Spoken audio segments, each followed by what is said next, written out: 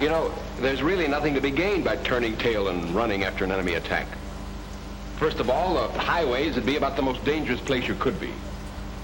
And second, mass evacuation of cities just doesn't work. Most people don't know that for the reason that they've never thought much about it. And the third reason is the simplest of all. If war comes and we desert our cities, we've lost the war. If only we could help these letter writers see it that way. We must make them realize there must be no taking to the hills.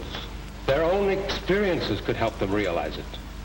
For instance, it's easy to imagine what would happen if most of the people in town took to the highways all at once. All you have to do is look at some of our Sunday traffic jams. Unless people know better, an enemy attack would cause 100 times this many people to jam the roads. Add to that the desperate fear and panic that it'd be pushing the mob, and mister, you've got a catastrophe on your hands. The civil defense people are just being realistic and not planning mass evacuations. The roads have to be kept open for rescue and for firefighting equipment. That means every car which is not officially authorized will have to be stopped and moved out of the way. As long as I live, I won't forget what happened in the last war when some European people took the hills. I saw miles after miles of refugees trying to get away from cities under attack. All they did was choke up the road, so hardly anything could move. Even they couldn't get very far. This happened many, many times and in many different cities. It could happen in our cities. If this were tomorrow instead of yesterday, if this were our town and you or someone you loved were trapped inside of it, waiting frantically for help, that help would never come. The ambulances, rescue trucks, vehicles carrying supplies and equipment would be stopped cold in their tracks. They could never get through to help the injured, put out fires, bring plasma, bandages, and thousands of other things vitally needed in an enemy attack. Just as the roads must be kept clear, so must the depots, terminals, and airports. Every available kind of transportation will be needed for emergency work. We know that mass evacuation can never be permitted if only for one reason, an all-important one. The fact that every able-bodied person is needed in the city before as well as after an attack. Putting out fires, for example, will require help from everyone. We must realize that in modern warfare, city dwellers find themselves right in the front lines. After an attack, our first responsibility will be to keep our heads and get back to our jobs. For each of us has a job to do.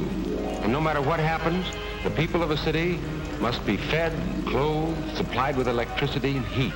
The city must be kept alive, and it will take everything the city has to do it. You know, Fred, actually staying in the city to help after the atomic attack is not nearly as dangerous as a lot of people think.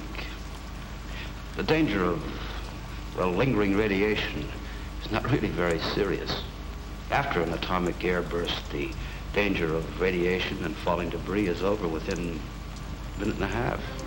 Over and above that, we know from the experience of London, Berlin, and other European cities that people didn't even want to leave their city. Most of those who did leave soon began trickling back into town. Of course, a few people should be evacuated. Small children, the aged, the infirm, so on. These people should be moved voluntarily by their families, not during an attack, of course. But the able-bodied person must stay and help. Modern warfare has no respect at all for civilians. Like it or not, each of us has his share of fighting to do, his share of danger to face. Running away from that duty would be desertion, pure and simple. In the Army, it would mean court-martial. As a civilian, it would not only be treasonable, but it would mean having to live with the knowledge that in deserting your responsibility, you failed yourself, your family, your friends, your city. Deserting our cities would be handing the enemy a victory far greater and less costly to them than they could ever achieve through bomb damage alone. Their very idea in attacking our cities would be to destroy our will to fight. The enemy knows that a city deserted by its people is a city robbed of its power to resist, of its power to produce.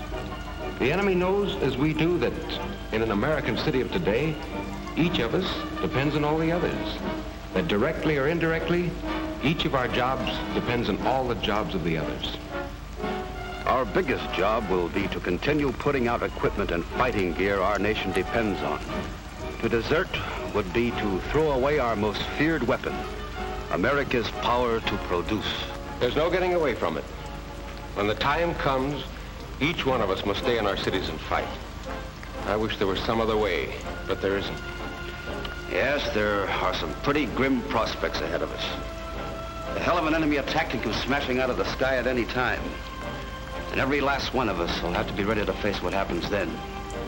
There'll be plenty of suffering, plenty of misery, broken homes, death. Dangers that used to belong only to soldiers, but we've got to be able to take it and come back fighting.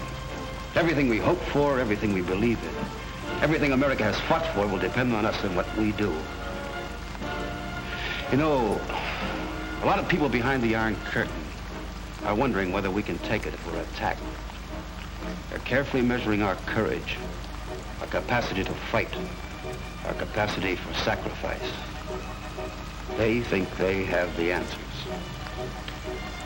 Well, you and I and every American has to examine their minds and hearts and come up with a few answers of their own. The question is, have Americans got the guts?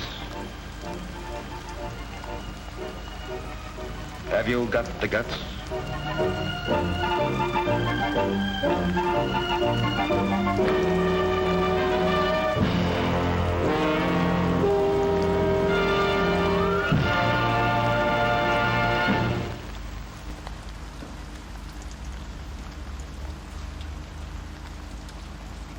In any disaster, your livestock needs protection too.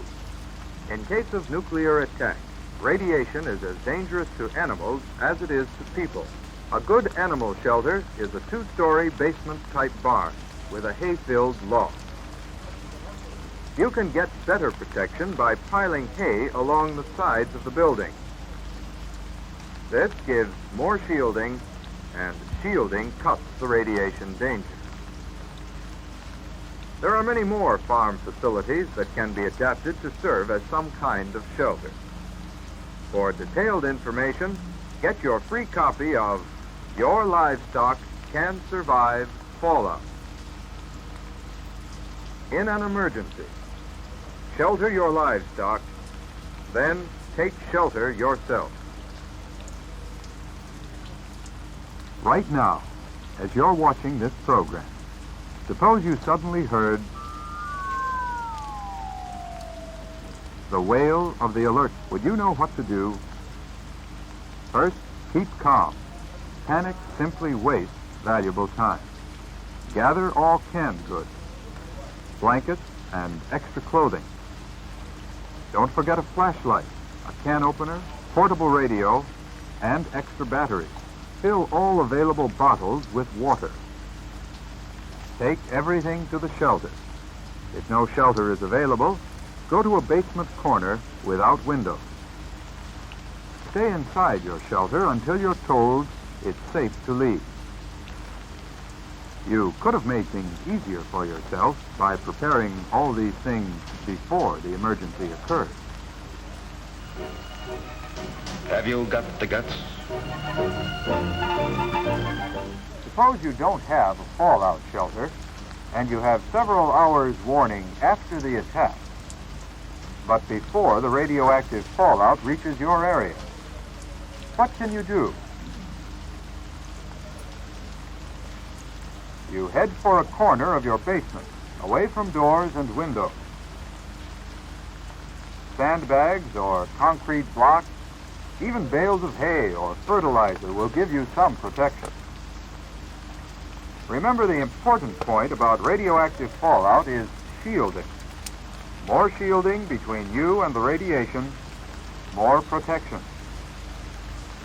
There are many things you can improvise if you have the time. But how much better to be safe? Develop a shelter project in advance. Have you got the guts? In the early periods of American history, every family had a survival plan. When a fire, flood, or Indian attack came, everyone was prepared. It had to be that way, because early Americans lived in dangerous times. we too live in dangerous times. To survive, we must be just as alert, just as prepared as our forefathers. Do you have a family survival plan? If not, start one now. There's a civil defense booklet filled with facts and tips to help you make preparations for any disaster, natural or nuclear. Plan now, and no matter what happens, you will be ready. Have you got the guts? Almost every home has a potential shelter. Take a good look around your home. Find the safest area. Then decide what needs to be done to add to the protection. Getting that home shelter built is mighty important to you and your family. Accidents can happen everywhere, to everyone. During a nuclear attack or even a natural disaster, medically trained personnel might not be able to reach you. That's why it's important that you take a first aid course. Be prepared. Have a good first aid kit available and learn how to use it.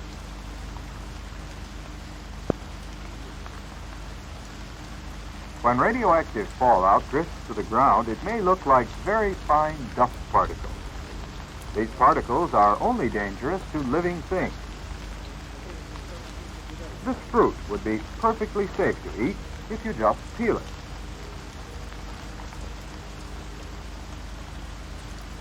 In disposing of the peelings, remember that they may still contain radioactive material. Canned goods, bottles, or jars should be washed carefully before using. Scrubbing vegetables and peeling fruit makes the food perfectly safe to eat. Most inanimate things contaminated by fallout can be washed and used. Cut the danger of radioactive fallout. Learn what to do.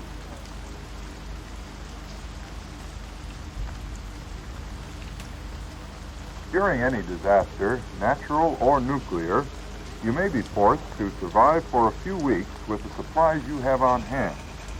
Will you be prepared? Have you got the guts?